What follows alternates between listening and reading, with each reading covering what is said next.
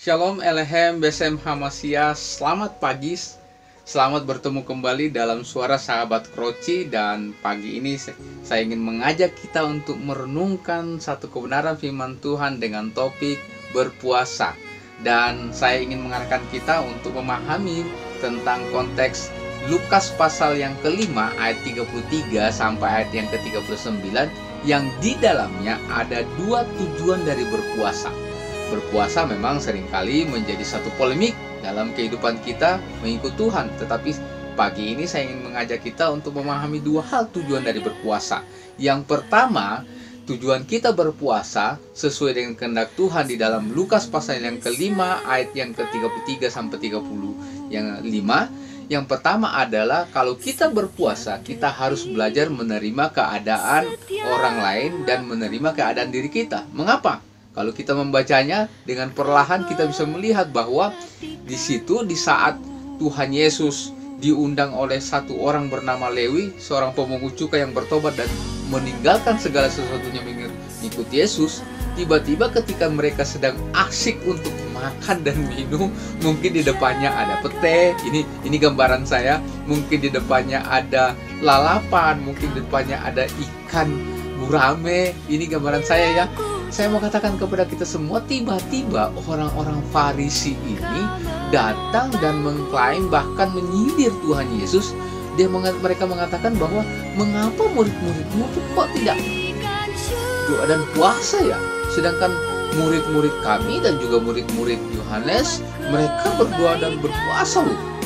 Tetapi Yesus kemudian menjawab kepada mereka bahwa kamu ini begitu tidak memahami bahwa kalian tidak bisa menerima orang yang sedang mengucap syukur, orang yang sedang lagi senang, orang yang sedang memuji Tuhan. Mengapa? Saat itu kondisinya adalah saat dimana seorang mengucap syukur dan semua ikut merasakan hal tersebut.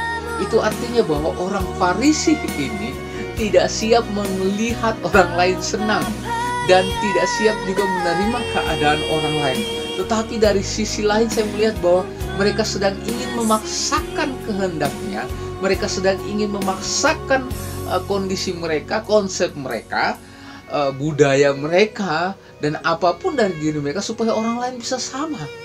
Agak sedikit membingungkan Bapak Ibu dan Saudara, tetapi saya mau katakan kepada kita semua, ketika Yesus menjawab perlahan tentang soal mempelai, dan Tuhan Yesus bahkan menyindir balik, apakah mereka akan tetap berpuasa ketika orang lain sudah tidak ada?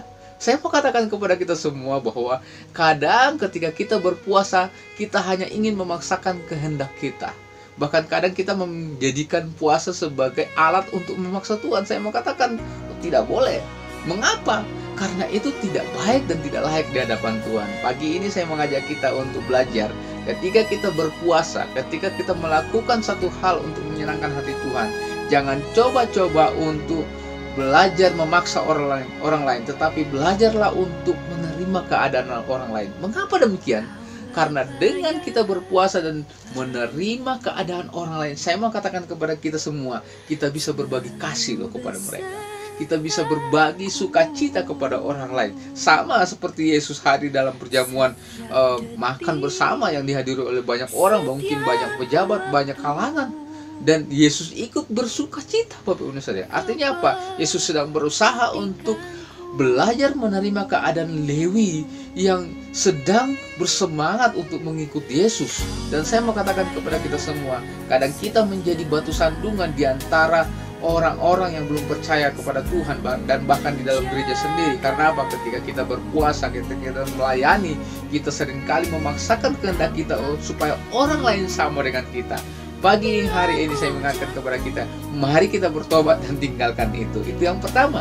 Terus yang kedua, tujuan yang kedua dari berpuasa yang Tuhan ingin sampaikan pagi hari ini lewat Lukas pasal yang kelima ayat yang ke-36 sampai 39 adalah kalau kita berpuasa, mari kita belajar meninggalkan gaya hidup kita yang lama, pola hidup kita yang lama.